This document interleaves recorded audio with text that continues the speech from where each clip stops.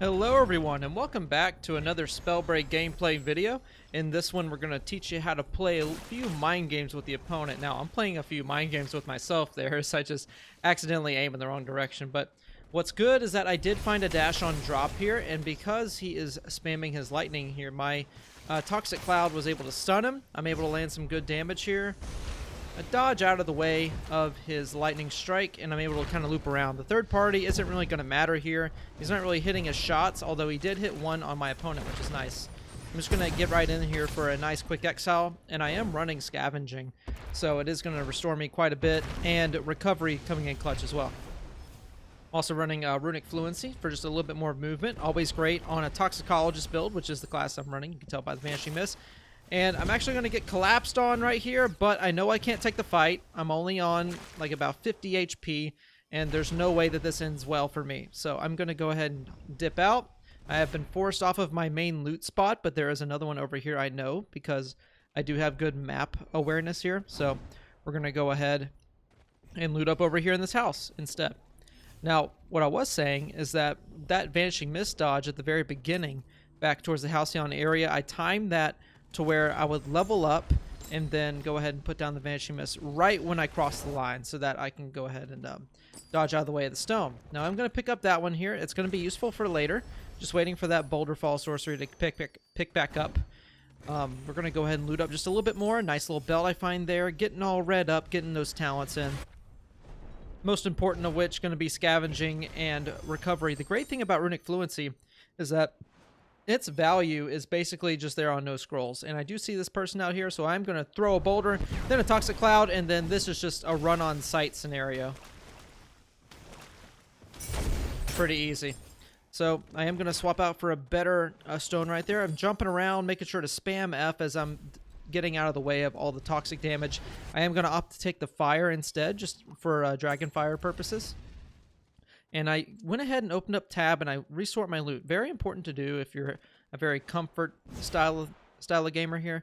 I do like having my my shields on the right hand side, so I can always know that if I press a 3 or 4, then I'm going to be healing up my shields, and a 1 or 2, I'm going to be healing up my heals, or my HP rather.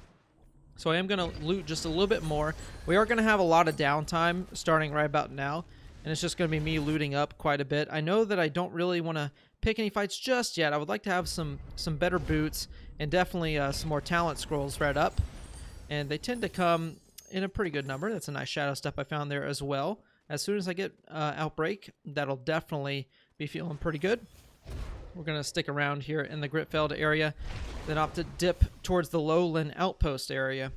Now, notice my pathing here. I'm trying to stay off of the ground as much as possible, just in case there's this cheeky Stone Shaper that's trying to land some free damage here. There's not really much I can do about this terrain here, but I do want to weave in as much cover as possible. If there's a frost that I'm not aware of, or if there's lightning, someone with lightning that I'm not aware of, I do want to stay around cover as much as possible. Now, I do know that there's a mana vault out there. Scanning it very carefully to make sure it's not being opened. Doesn't look like it is. So we're going to keep an eye on it as we approach. Just kind of loot up everything that we can so far. Get a nice little shield there. Good epic fire. But I did pick up the Frost earlier. And this is such a good build. So Frost and Toxic, it's very, very good to cover all your ranges. Toxic for obviously your close range. And Frost is very good for mid to long range. So it is a little bit weaker in the mid to close range area, but mid to long range is pretty good. So we're just going to pass up nice little table there. I wonder what was going on in the lore of all this, of all the hollow lands, and so to speak. So we're going to go ahead and take a little bit of cover here, try to bait a little bit with the mana vault. I know I don't really need anything from it, but I do want to catch anyone sneaking up on it as much as possible.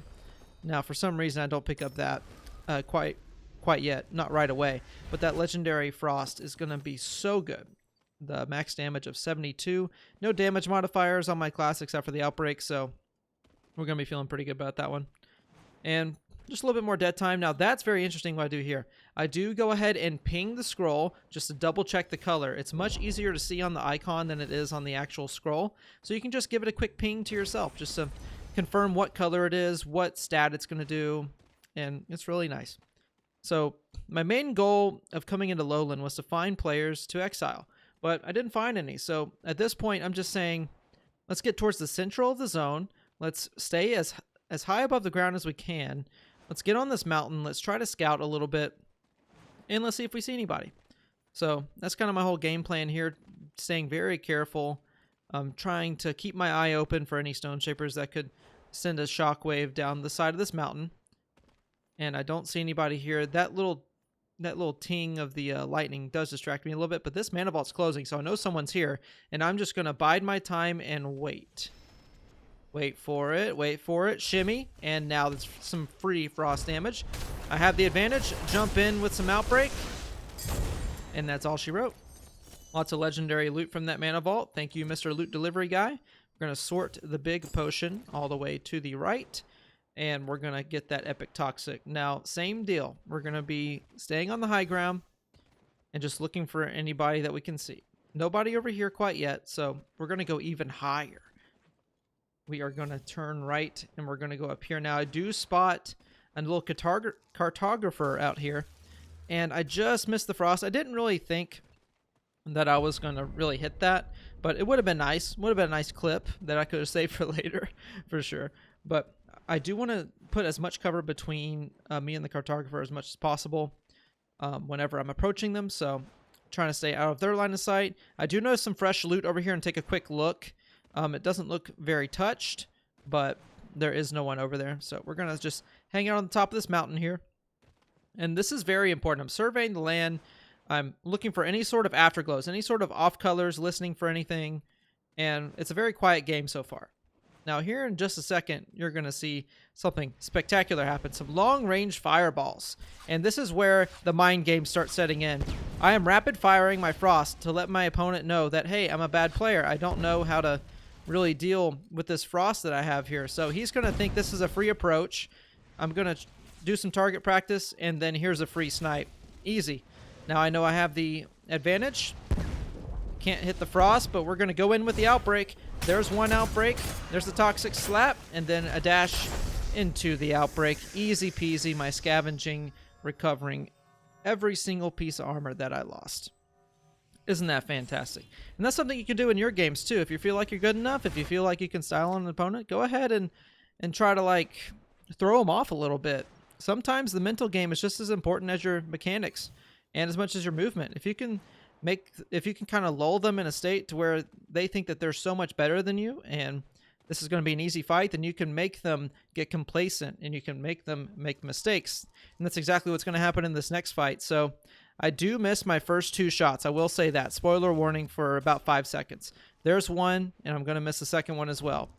Now he knows I'm here, and I'm just going to go ahead and do this because I said I missed my 2 shots. I'm really bad. I'm just going to, I'm just going to draw him in, and this is where I strike. Nice little frost. Try to get the outbreak. Didn't quite get it. Off the invis, I do land that one, so he's lost all of his health, and now it's just outbreak material. I match his dash, get a nice little outbreak. Unfortunately, I do miss that one there, and I will have to chase just a little bit. So I do miss this next toxic, and I miss the next one too. But we're going to loop around, get him when he's unaware. And the rest is history. Now, Josh is a very good friend of mine. We like to fight each other quite a bit. It's always high quality fights. Unfortunately, that one was a little bit one-sided. I would have liked to, it's usually closer than that. But anyway, it was GG's nonetheless. So that's just a little strategy you can do. You can sort of fire your frost at a rapid fire. Makes you look like a noob. Makes you look like a noob and a new player. How they don't really know how the spells work quite yet. But yeah, it can definitely lull people into a false sense of security, and then you can just pounce whenever they're closer and you know you can hit your shots. So from there, there's 3 people left, and one of them is me, and I'm just looking for my 2 enemies. I do pick up that little shield right there just to make sure I have enough, just in case it's a long, extended fight. And I do have a nice little talent set up. 2 into Runic Fluency, not that it really matters. 3 into Scav, which is huge, and 2 into Recovery, which is huge. So I'm pretty confident with any engagement that I take. It is going to take me a little bit to find this next guy. I do pop the Mana Vault just to kind of bait anyone out, and I'm still looking at other places. I don't remember if I actually loot it, but I am still looking over here. I do see him float up here. So this is where, yes, I finally get some action. I have legendary gauntlets. I have a lot of damage. I can definitely take this out. So I try doing the bush there. I don't really see him anywhere else. I think I saw him up here, and there he is. And now we can just do some outbreak stuff. Now this fight ends up taking quite a bit because I hadn't yet perfected my aim. This was before the aim video that I made, which you should totally check out. So I am going to play the long game here, and we're going to opt for a gentleman's handshake. We're going to reset. I'm going to take the greedy big armor shard, and I am going to just get it. Just having to jump there. He is pressuring me just a little bit, and now I can try to land this frost. Unfortunately, I missed that one. Should have hit a little bit to the left there, and I missed that one as well. So again, the gentleman handshake. I am going to see him approach right here with the greedy big armor shard, and I just get it off at the last second, and then I can jump, get a little outbreak in, quick little cloud, quick little outbreak, and then just play the close range game, and you're not getting away from that. Now it's just me knowing my range. I do hear the wind spam over here, and sorry to say, guys, this is a bot 100%. No shields. I missed that one like a Pepega, but I hit the blind fire, so that's going to be all she wrote for that particular match.